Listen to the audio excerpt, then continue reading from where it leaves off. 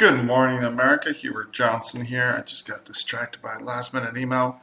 Um, it is Friday, so a lot going on in the news, but we're going to really focus on protecting your assets from taxes, from tax debt. And we're going to talk about protecting them from tax debt as well as state tax debt. So a lot of people come in, and that's one of the biggest questions we get is the IRS going to take my vehicle? Are they going to take my home? Are they going to take my retirement? Are they going to leave me flat broke? And so that's what we're really going to focus on today. There's a lot of news today, so we're going to get to it.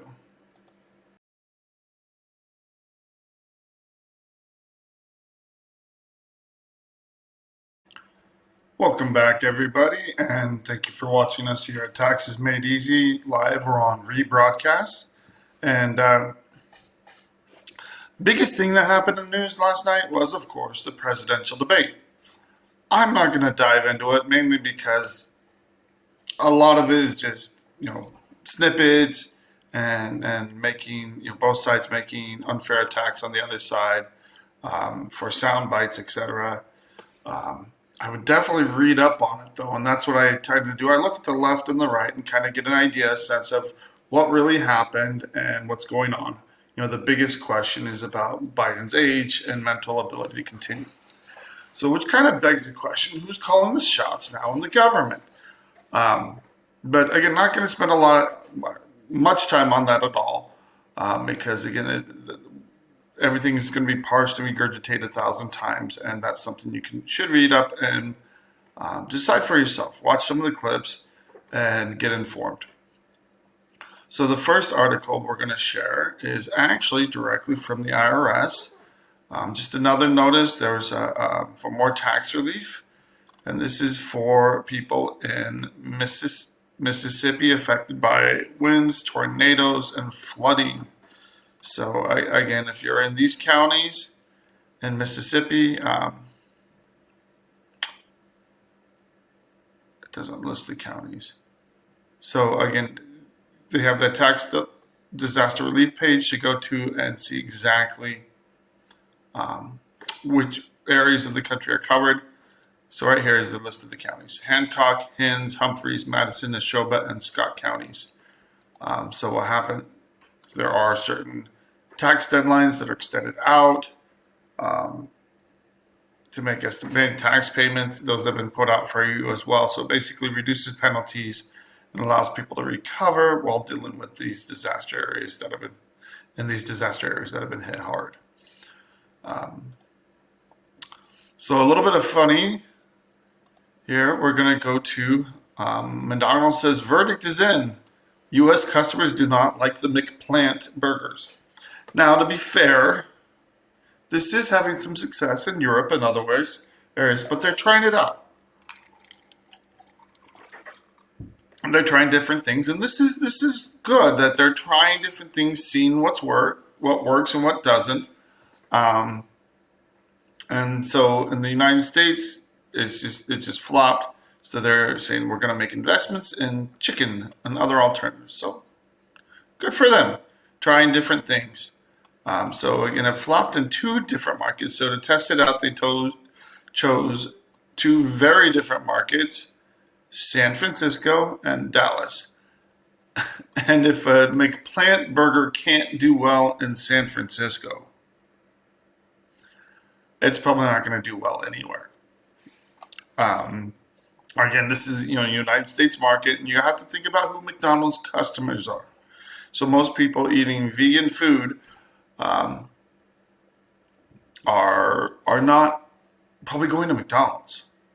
Now, I've had friends that were vegan or vegetarian, and it's tough. And someone wants to eat more healthy, more power to them. That's their choice. Good for them. And it's hard sometimes, much harder than you would think, for vegans or vegetarians to go to restaurants and get food. I had one guy this years, when I was in college, but he would go and they would have a Boca burger, or they would have a vegetarian option on the menu. He would order it, and half the time they would send him a regular burger. And we were at different Chinese restaurants. I mean, get messed up all the time. So again, for people trying to eat healthy and trying to not eat meat, I mean, they should have real options or alternatives. But in this case, the plant burger is not going to be, it's not going to be continued in the U.S. for now. Um, so again, it was not successful in either market, um, but they do have, has been successful in the various countries in Europe, and it's even been permanently added to the menu in the UK and Netherlands. So it is holding true. So, and that's, if that's what people want, give it to them. I'm all for that. But again, most of the focus is around being healthier, is going to chicken instead of beef, and so that's where it's going to. So a little bit of humorous news.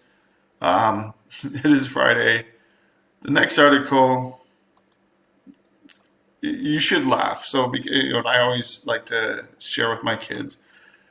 You have two choices in life. You can laugh or you can cry. So I choose to laugh. So this is from Hot Air, but we're also going to share the original article from the Washington Post. New panic, slowing the burning of fossil fuels will cause global warming. Now, if that doesn't cause your head to spin, you're not paying attention. So we'll get into it, but really it's saying that we're slowing the burning of fossil fuels, but hold the phone. Not burning fossil fuels can increase global warming, is what the original article says. So the Hot Air article is talking about it, and they do it in kind of a tongue-in-cheek kind of way. So in the world of climate scientists, everything causes the apocalypse. Again, we've had climate alarmism since the 70s, global cooling, global warming, etc. And if it is a real issue, it's hard to take it more seriously when we have to do A and then we have to do Z, and it's like they don't do good research and follow solid scientific principles before crying the sky is falling and telling us we need to all do one thing, and then we find out that it's harming the environment. And again, here's another thing we need to do. It's being hijacked for political purposes to justify massive subsidies and inefficient things that actually hurt people. So going into this article, and this article takes a lot from the original article, so I'm going to jump to the original article. And this is Washington Post. And we've accidentally been cooling the planet, and it's about to stop.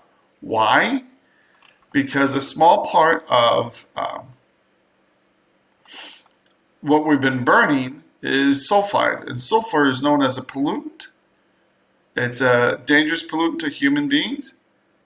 And so here it goes. Burning fossil fuels doesn't just cause global warming, it also causes global cooling. Great ironies of air pollution. And so this is actually encouraging to read through this. This is something I wasn't aware of. I know China has been fighting its own air pollution, but they've slashed sulfur pollution dramatically in the last decade, and some of the sulfur pollution is some of the worst out there. But this article stating that scientists are realizing the sulfur pollution is what is making clouds more reflective, bigger clouds, and helping to reduce so much sun that hits the earth and actually warms up the earth. So ironically, by reducing the worst pollution and fossil fuels, we're reducing all of this cooling. So it's saying that it's been reduced by about 80% since the 1980s. Which again, if we're still using fossil fuels, which again, in our economy and our world where we do, I think it's great to do it cleaner. But now they're saying because we're pulling out the worst pollutants, it's it's going to get rid of this global cooling effect by burning fossil fuels. I mean, it's like up is down, right is up. We're not sure. And here's a key paragraph here. We're starting from an area of deep, deep uncertainty, which basically knows they don't know. Well, that's what it means. They don't know. And it could be a full degree of cooling being masked by global warming. And they're saying if we get rid of the sulfide, it could cause global warming to increase even more. And so it kind of really goes into some of the details. And I think it's, so they don't really offer any solutions here. They just raise the warning flag and say, oh my goodness, because we've been pushing this and getting rid of sulfide, but it's also very damaging to human health. So the original article points out that when you talk about pollution, and this is, I think, where we take a step back from the alarmism, the freaking out, what has increased energy done for the human population in general? And this is since the Industrial Revolution, where we've used fossil fuels. In the 70s, 60s and 70s, especially, we didn't have good environmental controls. Our rivers were polluted. You had the Chicago River catching fire. It's so polluted. The Hudson River was just disgusting. And we're still cleaning up some of the messes from the 70s and even in the 80s. But I think we've made huge, huge strides in controlling pollution and making sure that we're not polluting our environment in ways that cause and hurt people. And I am for continuing to do a better job when it comes to how we treat our environment. On the other hand, having all these goods and services, the use of fossil fuels, the use of clean energy or efficient energy, really has improved human life through advancements in technology.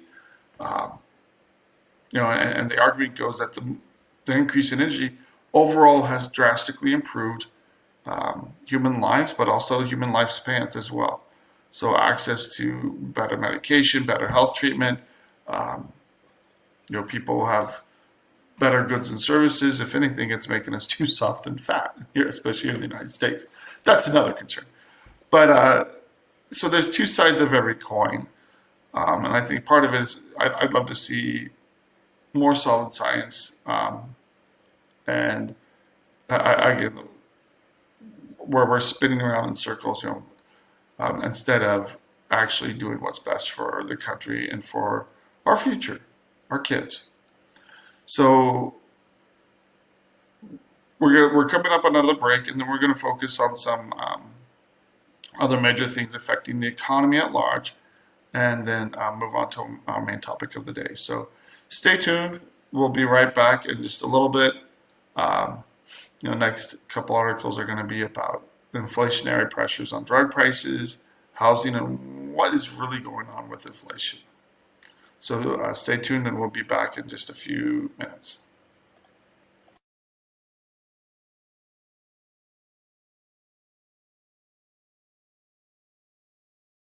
Welcome back, everybody. So I just shared an article, and this is from CNBC, talking about drug prices going up almost 40% over the past decade.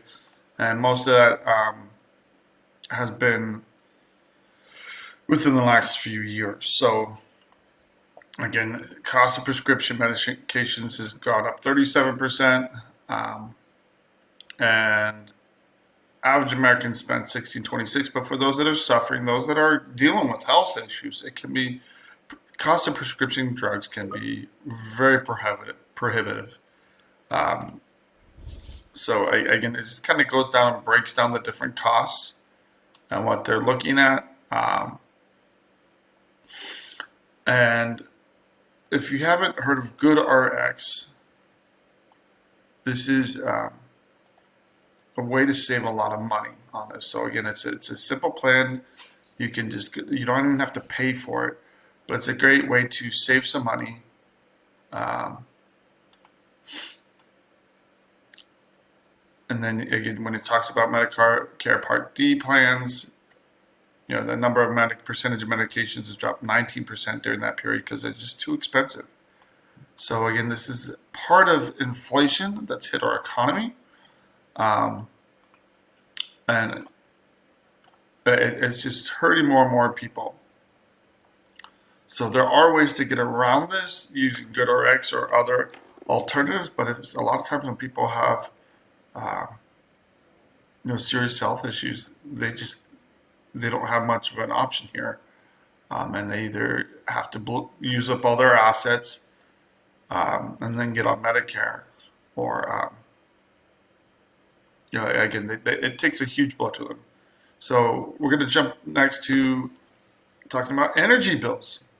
So yesterday, you had the Department of Energy officials appear before the House panel, and here's the real question. So the Biden administration is claiming more and more that we're spending billions and billions of dollars on clean energy initiatives, and the whole argument is that it's going to save 38 billion in electricity costs for consumers, and we're spending way more than 38 billion on these initiatives too. But the whole idea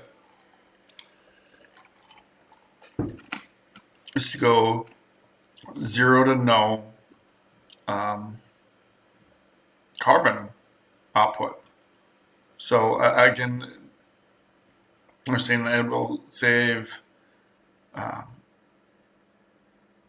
The average customer pays 16.23 cents in 3 decades. So the way they use this, and this is the criticism about this, is that they say they're using fuzzy math to say, hey, they'll save 38 billion in 3 decades when electric rates go through the roof. Why are electric rates going to go through the roof? Because they're mandating that we get rid of all carbon. So, again, one of the comments here, I feel like we're getting a timeshare brief. It's when mainly that you've saved money on energy costs in the future after you increase electric rates to the point where they're unaffordable. So the projected savings come after the administration's investments drive capital improvement and transmission costs so high that any pause in rising rates will seem like savings. So again, funny math, fuzzy math can be used to justify quite a bit. And that's going to be the theme today as we go through these articles. And so again, this is where you have people pushing this. Now, I'm all for solar. I'm all for things that are done right. But again, it should follow the market. It should follow what people actually want. So, and we purchased a home that already had solar on it, and we love it. Mainly because we don't have to pay for it. It was already paid for. But when people are buying solar, when they're looking at installing it, they really have to look at what are the savings going to be versus the cost of installing solar long term. And as the price of everything goes up, the cost of solar and installing it goes up as well. It becomes a real question. Does it make sense in the long run? So, so we're looking at 650 billion in private capital has been invested, and then well, it's created jobs. A lot of these are funded and pushed by the government. So again, they're saying that over time, with all this investment, it's still going to greatly increase the cost here. And I'm kind of moving ahead.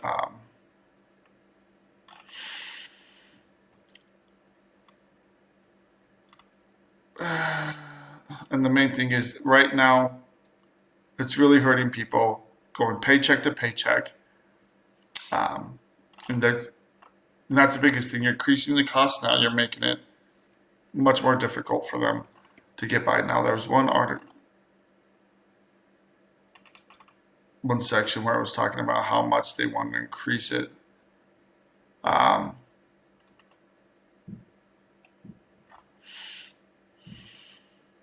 Here we go. So to have a carbon-free electric grid by 2035, which means getting rid of all natural gas, coal, and other sources of fossil fuels being used to provide electricity. Now, the only way to really do that is through massive increases in wind, solar, hydroelectric power, which we're not increasing hydropower, but also nuclear, which we're not increasing as well. So it's a huge reliance on wind and solar, which can cause huge problems. And then to get a carbon-free, the whole economy completely free by 2050. So these are really pie in the sky ideas. If you talk about carbon-free economy, what are we going to get rid of? Nylons? We're going to get rid of all the plastics we use? I mean, what about computers? What about phones? Plastics are used throughout pretty much everything we buy. Again, I don't know why these are very unrealistic ideas, and that's going to result in huge increases in costs to average taxpayers. So this is where they're coming from. This is their goal, and they're trying to justify it by savings in 3 decades when the cost of everything goes up. So moving on, this I think is a very important thing. The housing market has been in the news a lot. It's really slow now, and it's about to get slower. Why? And this is why we really focus on. Most people aren't even thinking of buying a new house right now, and it's going to be hard even in the future. If you're going to sell, you need to live somewhere, and the prices are going up all across the country. But the biggest problem here is finding a house on the market. Housing starts and new building permits fell off a cliff down by 5.5% and 3.8% in permits month over month. So a huge drop in new housing. Now we're going right into the summer, huge construction time. And the previous month's numbers were revised downward. And that's one of the things that's, again, we frequently see this where the numbers are a little bit rosy every single month. And then when we get the actual numbers, they're revised downwards. That means we faced 3 months of falling trends in both areas that constitute all new supply for housing. So new home construction is down right when we need it the most. So supply, that's the problem on the supply side. When you flip things over and you look at the demand side, there's more demand than ever for housing. But you have buyers and constant bidding wars with cash buyers for anything that comes in the market. I bought my house 2 years ago, and we had one house that was just bought for cash right out from underneath us, and we were making offers the same day we looked at the house. We were jumping on things as quickly as we could, and it's only gotten worse. So anything coming on the market, again, it turns into a bidding war, and the problem is getting stuff on the market. So they're comparing it to a worse bubble than in 2008 now, with supply going down. So here we have supply going down, but demand greatly increasing. So you see this huge gap between the supply of housing and demand for housing. And this is really since 2020, that it's really just taken off. And so this creates another huge bubble, another huge problem. And what are we doing about it? Nothing. So one of the big increases to the cost of housing are insurance premiums. And the interesting thing is that when you look at insurance costs, housing, auto, they have to make sure that their companies can stay solvent. So if they don't keep track with the true costs hitting the market, then their companies are, when they have to actually pay out costs, when they have to pay out claims, it can either tank their company, cause them to go bankrupt, or really impact the bottom line, which means all the people that have invested in these companies are going to go elsewhere. So again, they are driven by profitability, but again, they have to make a profit in this market. So that's why replacement costs are going up. So you have increased wages, you have increased cost of materials. This is all driven by their own numbers, by their own actuaries. What's going on and how much it's going to cost to fix this. One of the issues here is skills depreciation or deprecation, which means we don't have enough skilled workers.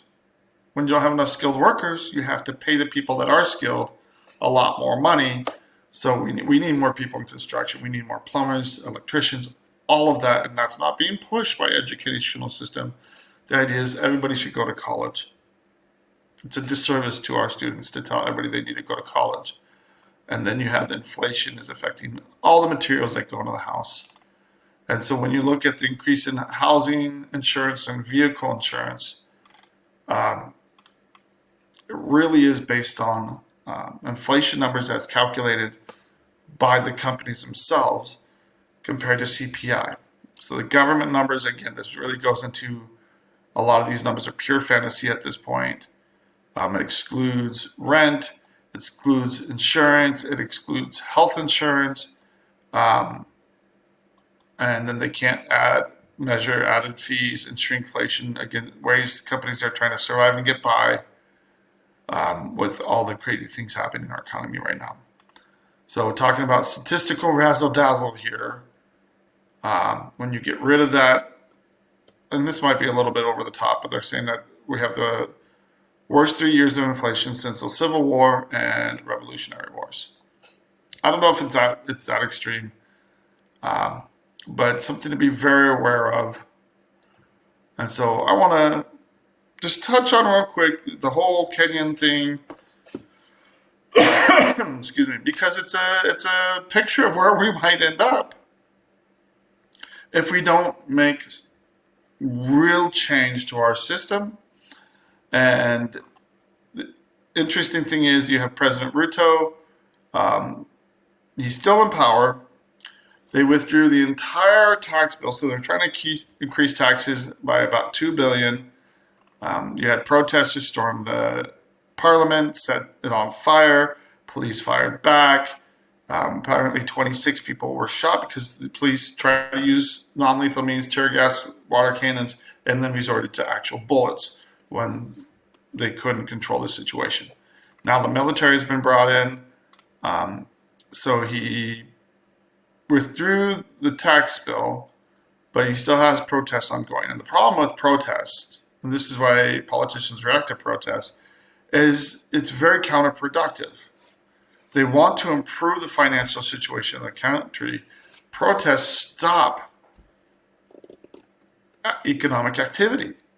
You can't conduct normal business when you have the streets are full of protesters and not at work.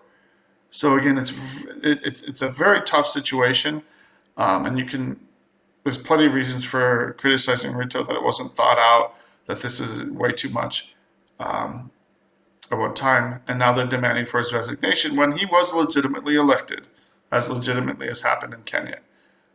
So a lot of the protesters have stepped away now that he pulled that back, but there's still a huge portion of the protesters demanding that Ruto resign. I'm kind of going down to the bottom here. So this is where it gets interesting. And so you have some social justice leaders pulling back and say, hey, we need to do this peacefully. This is the key thing, and of course it's close to the bottom of the article. So he defenders push to raise taxes because they have to cut Kenya's high tax debt. It's made borrowing difficult, squeeze the currency, and it's going to cause a lot more issues if they don't get the spending under control. But because the public rejected the finance bill, they have to find other ways to work on austerity measures with cuts to government spending, which probably should have been considered first. It's not like our politicians do anything different, but here's the key part right here. The International Monetary Fund. This has happened all across the world where governments have been become dependent on cheap international money, and when their budgets explode, when they borrow too much, and the IMF is too willing to lend money to these countries, and it puts them in debt, and it can cause huge monetary issues long term. And Ruto's trying to do something about it and improve the situation, but he's facing heat from within his country. He's facing heat from outside. The IMF is saying, hey, you need to get your financial house in order. And so he's facing immense pressure. The same thing happened in Greece, happened in Portugal. Again, the IMF president said in main goal is supporting Kenya to help it overcome its difficult economic challenges. But it's not so easy when you have everybody breathing down your throat. So again, when the U.S. runs out of money, there's no safety net. There's nobody that can support the United States government because we have the biggest economy in the world. There's nobody that's going to be able to step in and bail us out. So that's where the big concerns are coming. So I want to switch gears and focus on your own personal assets. And I went on too long for the news, so we're going to have to continue this moving forward. But the topic of the day is, what happens with your own personal assets? And I just want to emphasize that as long as you deal with the IRS, most of your assets are going to be safe. But you want to deal with the IRS. 9 times out of 10, you never want to take your case outside of the IRS, or if you're dealing with the state, you want to deal with the state before it gets sent to an outside collection agency. Outside collection agencies, the states don't really care a whole lot, just in general, but the outside collection agencies care even less. But it is still hard for them to come and seize assets. But they can, and they will if we don't get some kind of resolution set up. So again, I want to emphasize that it's very important to be proactive, but I want to talk about being even more proactive. Preparing beforehand, because people want to, again, the best time to protect your assets is before there's a problem, before there's any issue. So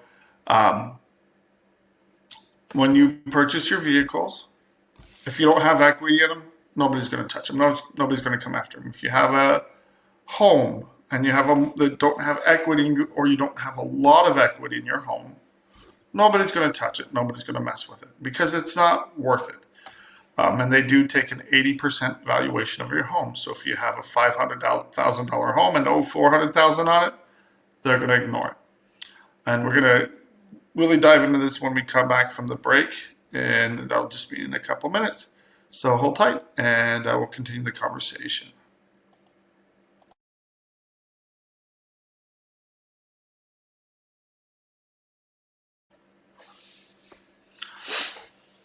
Welcome back, everybody, and just want to highlight something that just happened. The Supreme Court of the United States just came down, and this was just posted, brand new breaking news. They overruled Chevron case from 1984. So really, for the last 4 decades, 40 years, the courts have been directed by the Supreme Court to give deference, pretty, heavy hand, pretty much assume that the federal government is doing the right thing as they interpret statutes. So if the statute is in any way ambiguous and the federal government says, okay, we're doing this from the statute, that all got reversed. So now the courts should not give the federal government any special deference, but just, they can still consider what they were intending to do, but they look at the meaning of the original statute and not give extra weight to how the executive power actually decides things. So that means 2 things. First of all, Congress needs to act. One of the reasons that the federal government has run amok is because Congress has been silent. They've let the federal government, the executive branch, regulatory agencies do what they want. And they just haven't said much, or they haven't clarified issues. They haven't done their job of legislating like they should. And the result is that we get, sorry, my light just went very dark. The result is that we get a lot of legislation that we're not very happy with as a country. Now, so this is brand new breaking news. This is going to really change when people sue the government and challenge its authority, saying that the federal government lacked authority to perform certain actions. So again, this is going to, like I said, massive change over the last 40 years, and just came out in a 6-3 decision from the Supreme Court of the United States. So moving forward to our topic for the day. I'm like, what the heck? My light just got really dark. Now it's brightening. So, protecting assets. So the best time to protect assets is now. So I have someone that they're coming in, and mother passed away. When someone passes away, it's the wrong time to try to protect assets. It's way too late at that point. But she set up a trust in the 90s. And then got hit with tax bills of about $1.2 million in the last 10 years. So the question is, was the trust set up correctly? Was this all planned properly? And she does have other assets, but it's mainly properties. And if the properties were put into the trust and done correctly, the IRS can go pound sand, which is a legal way of saying they go jump off a cliff. And so the families went in with her inheritance. Do they have to pay most all of it to the IRS in taxes, or can they protect it from taxes? And the real question is, if the trust was set up properly, they can avoid it altogether. So that's, if you haven't talked to your state attorney recently and set up planning to protect your assets, to protect, that it's not just to protect it from taxes, it's to protect it from health care bills, from other issues. If you have your assets in a valid trust and then later problems come up, taxes, health care bills, other liabilities, you get sued, you can protect your assets and still have those available to you through retirement by using family or other people. Now, it becomes harder if you don't have anybody you can trust. So that's why, again, it is very important that you have people you can trust. There's all kinds of fiduciaries or trustees that abuse their situation. So it is very important to find people that are reputable, and you can build safeguards into a trust, whereas if the trustee is not acting in a manner that they can be removed or replaced. So one of the big keys there is, whenever you're setting up a trust, never make the trustee in charge of the trust. Have someone else with oversight that is not in cahoots or buddy with the trustee. So again, that's why it's always important to have that. I can't tell you how many times trusts have been set up and the beneficiaries complain very loudly about the trustee abuses, using the money for their own purposes rather than handling it correctly. So making sure not only you set up a trust, that assets are put into the trust can absolutely protect them from taxes, from other issues. Now, one of the big things that people don't realize is, so the IRS almost never goes after vehicles. They do in extreme circumstances. When I say extreme, is when you've ignored them, you've blown them off, you haven't tried to work with them in any manner. So if you actually can afford to pay your taxes, sometimes you have to pay your taxes. And there's plenty of times I spoke to someone just the other day. We went through his financials. I said, look, showing $3,000 to $4,000 extra a month. Is that reality for you? It's like, yeah, pretty much. I'm like, well, you've got to pay your taxes. Not everybody can do an offer and compromise or get away with something. And when I say get away with, it's people using their rights and options, and these are rights established by Congress. Now the IRS is trying to strip those rights away, and they're doing it in very unethical manners. And again, I don't really hold back on the IRS lately, because what they've been doing has been absolutely atrocious. But if they are coming for your house, or if you are getting tax liens or trying to seize your home, get help sooner rather than later. You can figure out and solve situation. I have a case right now where they've threatened to take his vehicle, they've threatened to take his home, and it's mainly because the taxpayer has sat on the case and hasn't moved forward. But again, we now have everything together, and it takes them months and months to do that. As long as we can show some kind of compliance, and we're dealing with millions of dollars here, so it's not the average case. Between $10,000 and $100,000, you normally don't have to worry about that at all. It does happen, but this is where people lie to the IRS. They try to hide assets from the IRS. They lie on their tax returns and refuse to come clean and deal with it. That's the worst thing you can do. And when I find people that are lying and refusing to fix the issue, I fire them. Not worth my law license, and it's only going to create bigger problems and headaches that I can't solve for them if they get investigated. So it's absolutely not worth it to not be ethical on our side. So we talked about trust, trust and planning. One thing I would be very aware of, and this is a huge no-no when it comes to assets in the IRS, don't just give away stuff. The IRS has been around so long, they've seen this so many times. If you don't follow legal reasons or legal mechanisms to protect your assets, they can absolutely go after this. So many people, they say, what if I just put this vehicle in the name of my son or something like this?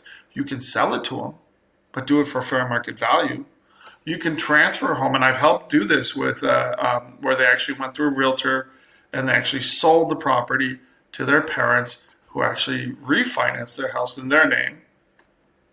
So if you do a legitimate transfer for fair market value, you can do that, but make sure it's legitimate, it's above board, and it's always good to use a third party, such a realtor, or you use someone to, or you pull up the value through KBB on a vehicle, etc., and say, look, this is the fair market value we decided on, this is how we made the transfer, etc. And they can even pay you over time on a vehicle. It's not like it has to be done through a dealership or something like that.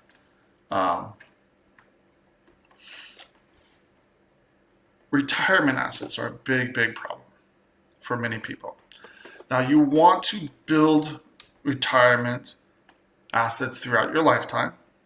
You want to save, and you should be encouraged. You should be doing that. Getting rid of debt and saving is a huge.